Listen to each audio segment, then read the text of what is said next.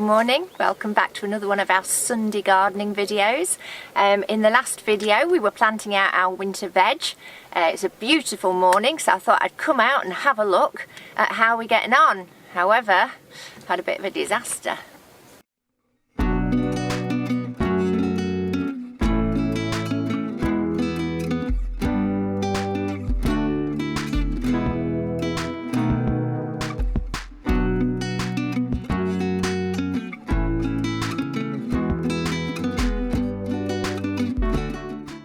So, we planted out Brussels sprouts along the centre here, loads of them, because obviously not all of them take, and then 2 drills of carrots here.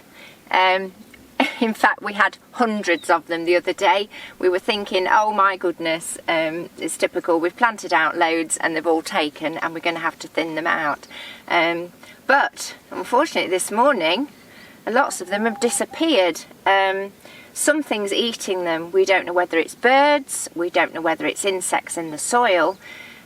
Fortunately, we've still got a few survivors. That's a Brussels, that's a Brussels, that's a Brussels. A couple at the back there, but we certainly don't want to lose any more. So we need to think of a solution. So as I say, we're not sure whether it's something in the soil or whether it's the birds eating them. So we've got 2 solutions. We've got diatomaceous earth here, completely organic, 100% natural. It's powder that we can sprinkle on the soil, so if there are any insects living in the compost, basically it will keep them away. Our second solution, if you can see this, is some netting that we made a long time ago for some of our raised beds. We don't need it anymore, so we're going to put that over the top until they get strong enough to survive without it, because obviously as they get taller that's going to restrict the growth, but for now it should keep the birds off. So let's go do it. So we've got this little duster thing, little puffer, that screws in there and then the powder just puffs out. So we need to fill it up first of all. A little teaspoon.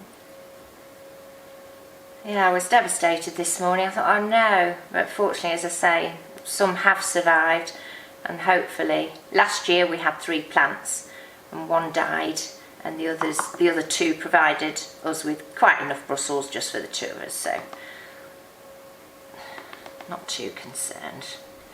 It's not going down, it's stuck. Right, there we go. Right, so put the top on.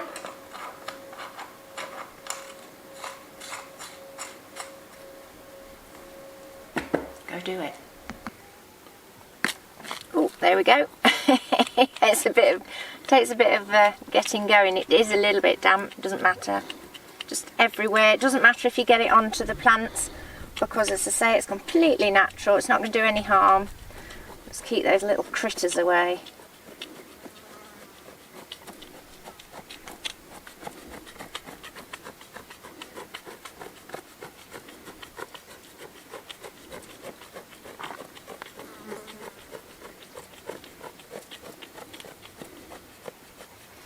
We have got all sorts of stuff growing up in here as well, that's popped up, obviously something in the compost. I'm not going to pull it out just yet because I'm not sure what it is, so we'll leave that until it gets a bit bigger and then we can sort it all out. I think that'll probably do. Just need to get the netting now. There we go. It's basically a piece of mosquito net stapled onto a frame, but it does the trick. Put a couple of hefty stones just to weigh the corners down a bit. It should do the trick, and it will also keep Alfie off here as well, because he likes to lay in the bath. I'll keep you posted. While we're here at the back of the house, this is the other bath. This tomato plant, I think I explained on one of the previous videos, just sprang up from nowhere, must have been in the compost. We've done nothing with it, we haven't pruned it, we've just left it. It is absolutely laden with tomatoes. I just hope it's not too late for them to ripen now. Also in here we've got our leeks, if you can see those in the middle, from last year, and they're still growing, so we're leaving them to get nice and big. They've not gone to seed yet, so they should be absolutely fine. And in the front here, our cauliflowers, also from last year. They did nothing last year, but they're not dead, so we've left them, and you never know your luck. We might have cauliflower yet. Again, on a previous video we harvested some potatoes, not very many, but we said we don't eat many anyway, and we keep them sort of rolling over throughout the year. This is the next one, not quite ready yet, but it's looking very healthy. Unfortunately this one, don't know what happened, died. And then I've got another couple behind me, if you can see those, that yeah, they're just getting going. I'll just get that snail out now, we don't want them eating our potatoes. So yeah, they're coming on nicely. And this is the asparagus. It's the middle of October, or towards the end of October actually now, the 18th I think we are today.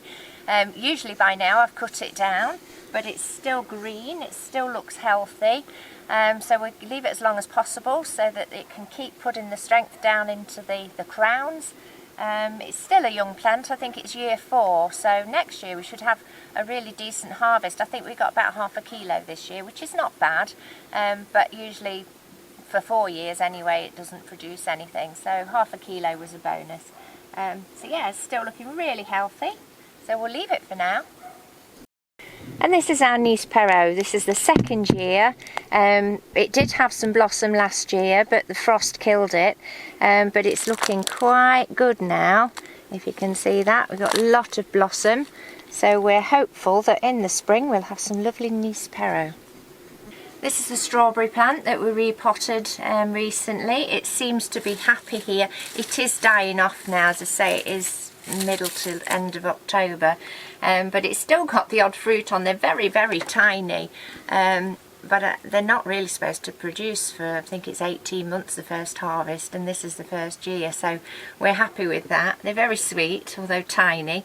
So yeah, it seems to be happy here, which is good news. This is our rocket. It's still going strong. We've had this straight from the spring.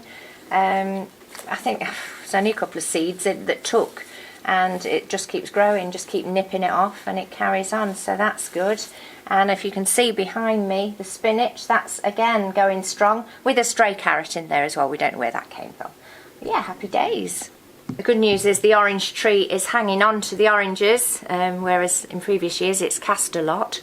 We've got one that's starting to turn, not very big this year, I don't know why, but maybe it's because there's more fruit on there. They were bigger, the ones that did survive last year, I think we had about 10, they were a lot bigger, so I'm not sure what's happened there, but they're hanging on in there and that's good. We might have some oranges at Christmas. And these are our peas, another success story. Andy planted these on the 24th of September when I was back with my mum in the UK. We're the 18th of October today, so it's just coming up for a month. I think he planted 24. We've got 16 that have come up. We're not going to thin them out because they're not heavy feeders. They should be able to survive in this trough. Plenty of soil for them. They've got the benefit of having tomatoes in here previously, and peas and tomatoes complement each other. So yeah, they've all started to latch onto the trellis at the back here, so that's good news, and look forward to some peas. As you can see, our pepper plants are still going great guns. There's loads of flowers on them. Don't know whether it's going to come to anything much now because we are coming to the end of the season, but I've just picked 4 more today for our dinner tonight. Going to make a nice curry. We're going to try and overwinter them. Once they start to die off, we'll move them to somewhere a little bit sheltered in case we have a frost, because if you remember last year we actually lost our peppers after we'd so successfully overwintered them. We had that late frost that then killed them. Melons, we've pulled out most of our melon plants now, but this one's survived and it's still got a melon on it. I'm not sure it's going to get much bigger, but you know what, it's a bonus one. We didn't expect to have it this time of the year, so that's excellent. And the ginger, oh, must be 2-3 years ago now we tried growing ginger. Didn't have much success, but I guess some of it must have stayed in the compost because every so often we get some ginger popping up, and sure enough we've got some here. So we're going to leave that, let it do its thing and have a look, give it another couple of months, see what that actually is like. So that's it, another exciting garden update. Hope you've enjoyed it. I'm going to call it a day for now. Thank you so much for watching, and we'll see you next time.